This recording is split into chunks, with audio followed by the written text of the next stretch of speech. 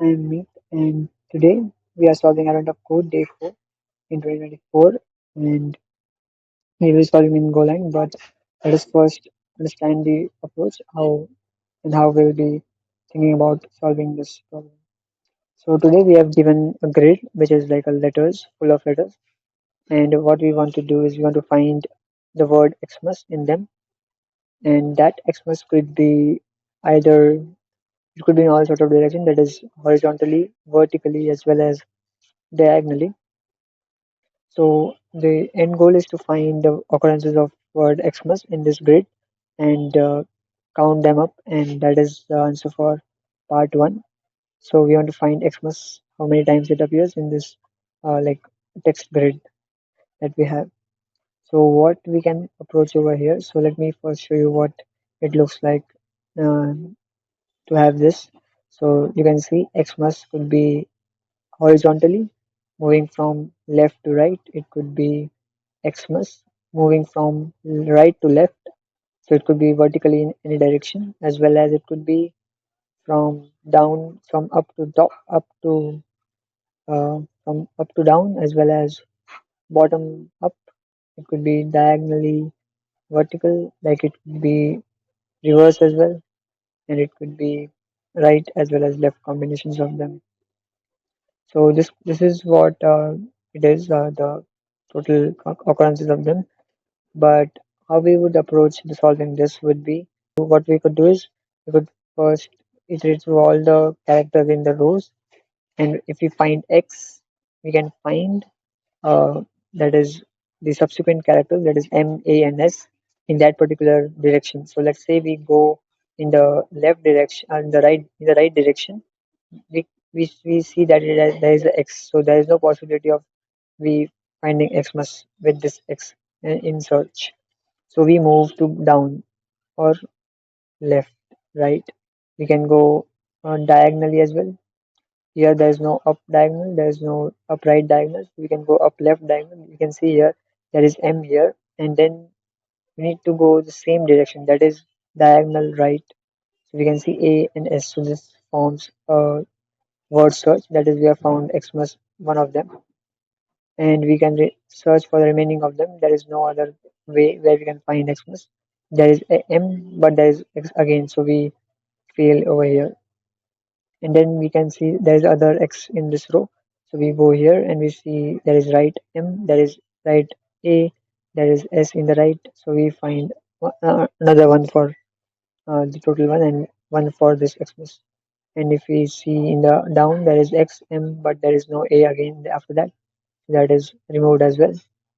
So that is how we will approach it. We would first find X in any of the grids, any of the rows, and if we find X, then we need to search M in all sorts of direction, and then subsequently we want to find remaining characters, that is A and S, in that same direction. So let us see how we can implement that in Golang. So first things first, we need to create this boilerplate code. So I will be using helpers dot read file lines. So if you are not familiar with this, this is just my like helper functions where I just uh, taken the path and written a list of strings, and I split it on the basis of new lines and append it as a list of strings. So that's what I written is a list of strings, and yeah, that is the thing that we use for this. So once we have these lines, then we need to construct the grids. So I've also created this construct grids, which takes in a list of strings and basically creates a like matrices of strings. So we just split it on like just we split it individual characters, and we grab the individual elements. So once we have the grid as well, so this will be a two-dimensional grid. That is, we can access the column and the row using the index positions. So what we need to do is we need to traverse the grid and find Xmas in them, and we pass the grid, and that is the score for one. So we need to implement traverse with it first. So let us first define word list. That is, we want to what we want to search for. So I'll define a word list as a list of string, and we'll set it to X, M, A, N, S in that order, because we will be using this for searching in the grid. So that will be used as a global variable, but that could be changed as well. So we'll first implement reverse grid that will take in that grid, that is two-dimensional string array, and we will return the integer that will be the score, that is total counts of xmas in the entire grid. So we'll initialize score as 0, and we'll iterate over the row. So I'll take the y as the list, the first list. So here you can see this row will be individual rows. So this is the zeroth row, first row, second row, third row, fourth, fifth, and so on. And individually, we can access this as X position. That will be the character-wise index of that string of that row. So we'll iterate over the grid, and then nested loop that will be iterating over the rows. So this will be the individual character in that row. So that X will be used as the so this will be the zeroth character, first character, second, third, and so on. So if you want to access this element, let's say this will be the zeroth, so this will be the first y element, and this will be the second x coordinate. So that's how we will access this. And if you find that the character is x, that is word list of 0, you can see word list is here and the first element is x. So if we find that, then we need to search in that grid in that direction, or in all sorts of direction where we can find m, a, and s in that order, and we'll construct a point. So point is another structure that we just use for x and y coordinates. So I will be using that, and I'll just dump in the x and y coordinates here. And now I need to go through all the directions. So I'll loop through all the directions. Now directions is something I've created again, which is like uh, just a point base. So if you want to move up, let's say, so we will subtract the subtract -1 from the y coordinate. That will move us one coordinate above. And if you want to move right, we will move one coordinate to the we will add one coordinate, one unit to that x coordinate, and so on. You can see left, it will move to the right. So we'll subtract x from that, one from that x, and upright will be 1 and 1 because we want to move ahead and we want to move up. And up left will be, so we want to move, let's up left will be like we want to move up and you want to move left, so x here, and we want to move so we want to move direction wise negative, and we want to also go in the left direction, so will be -1, -1. That is that.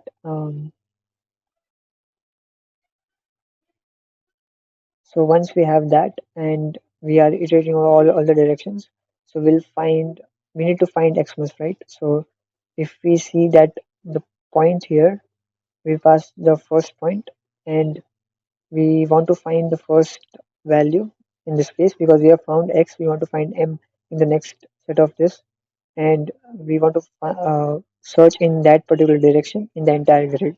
So I'll construct this function which is find xmas in a second, but this is what we want to do. If we find xmas in that direction for that point, starting point, we should increment the score by 1. And now we need to return that score. So in this function, we have initialized the score and we'll return it. But first, we need to implement the find xmas function, which is the bulk of operations that we're doing here. So we'll take the point, that is the current starting point where we have found x, and the word position, that here it will be 1 because we want to we have found x. We now need to find m. I will explain why I need word position in this case, because this will be a recursive function. So I'll take the int position and the direction, that is the same. You need to keep looping into the same direction, and I will also pass in. So direction will be again a point data type because that is created in this directions list, and then we pass the entire grid and we'll return a boolean. So that is if from starting from this point have we found xmas in that direction. So we'll create this x next that will be used to uh, move in that x direction ahead. It could be any direction, so we'll just add to that direction, and similarly we'll do it for y. So this will basically add or subtract the value of x and or x or y in up left, down right, or up left, down right, or down up left, up right, down left or down right directions. So there are 4 and 8 directions. So we'll use that. And if the word position is like we have word position that will be 0, 1, 2, or 3, and that is greater than the word list. So we have found S here. So in this case, we might have completed the word, and we should return true because Xmas was found here. So why is this the case? Because I'll just explain to you once I complete this function. So if the x next is less than 0, this is the guard condition because we don't want to have like index errors. We don't want to go in the negative direction. So this is for the guard clause. So we just say x now x next is less than 0, or x next ahead goes ahead with the that particular row. If it goes beyond that, or y next also goes in the negatives, or it goes beyond the uh, columns, then we need to return false. Else we need to initialize the next point, and then if that grid at that next point, at that next value, if that is equal to the word list uh, plus 1. So if that is the case, then we need to loop through it again, because once we have found x, so, so we have found x initially, right? And that's why we are calling find xmas here. And now we need to find m. So if we have found m here, we need to find a. So that's why we need to call it recursively, and we need to increment this word position. So initially it will be 1, and then here once we have passed, so in the next coordinate, if we have found m here, then we need to increment the position to find a, because a is 2. So we need to increment this by 1, and we keep the direction same. And if that returns true, we return it as true as well. But this is a recursive call. So in this case, it will again call a, and here this will be incremented in the same direction. If we found a as well, so in this case, the next position will be word position, so it will be 2. And if we have found a as well, so x next will increment to s now, and this will be 3. In this case, this will be incremented to 1. And once we have once we reach a here, once we see that we have found a, we can increment it with 3. So the word position now will be 3, and this will be called. And in this case, word position is 3, and that will be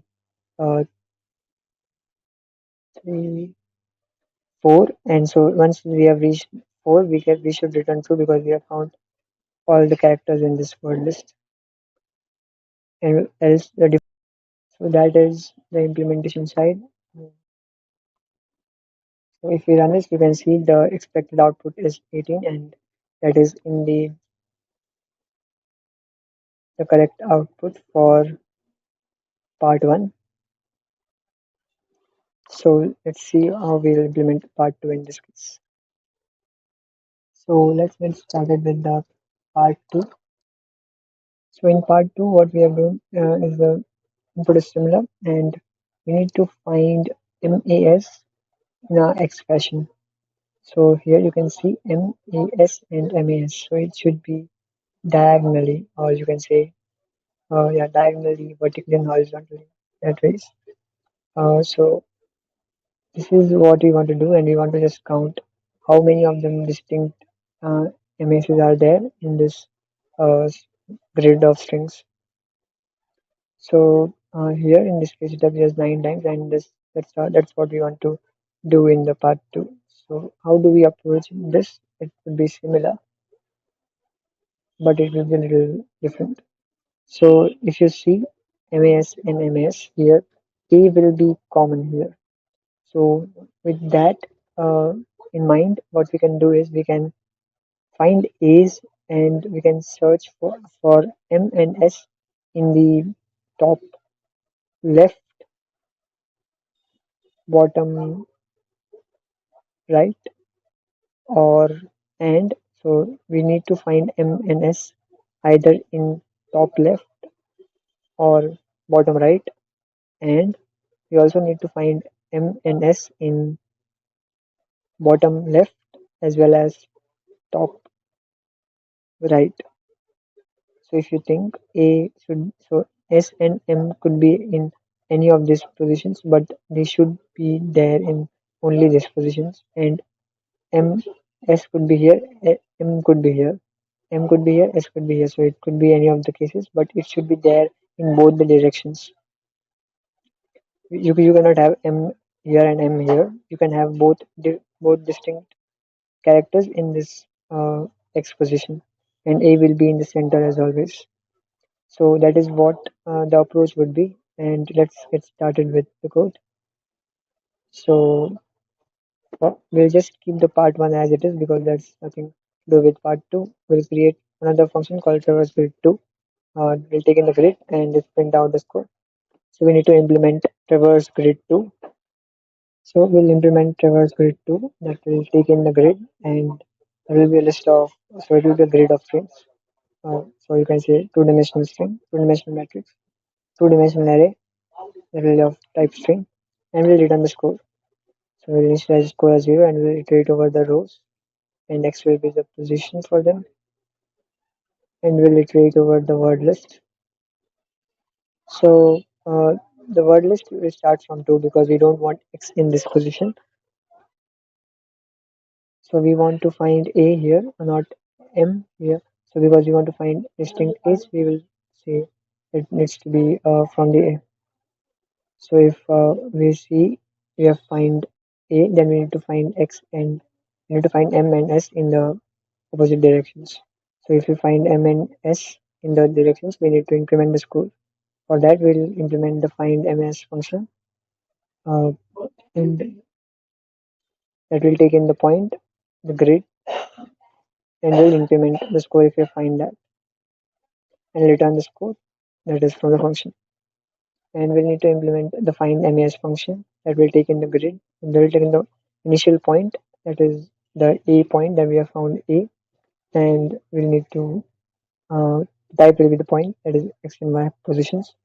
We'll pass in the grid and we'll return if it finds M and S in either of the directions.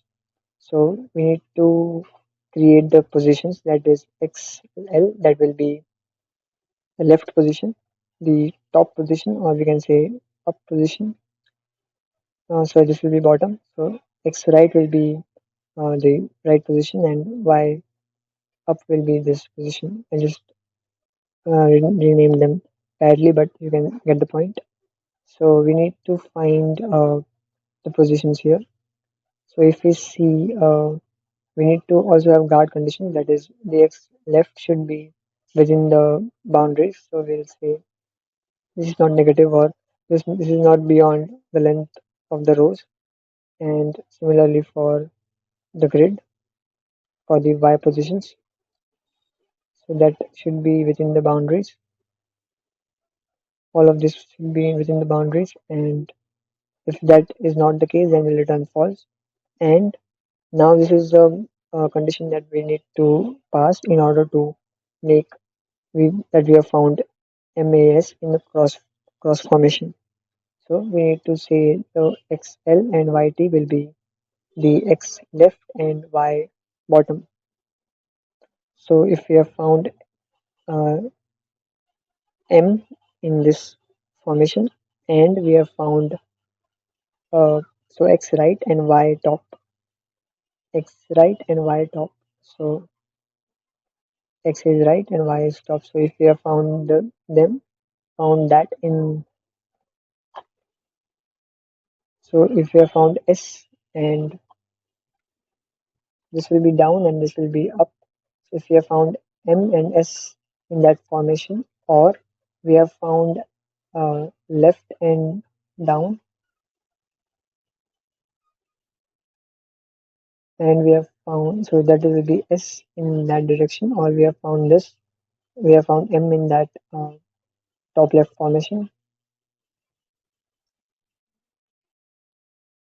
So here you can see this is a common part, XL and YT, XL and YT, if that is M or S. So those could be either of the cases. So this is just for saying that one of them is M or S.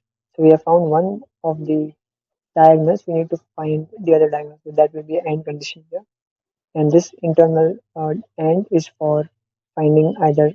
So we have found M and S or S and M in the respective positions. And this AND is for the other diagonal. So we need to find both the diagonals. There should be M and S.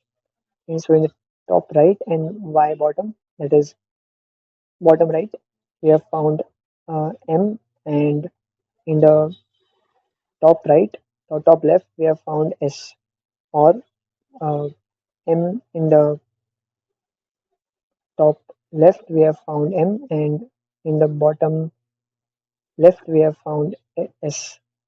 If that is the case, then we return true, else we return false. So that is the condition. That is the part 2. It is quite simple. We just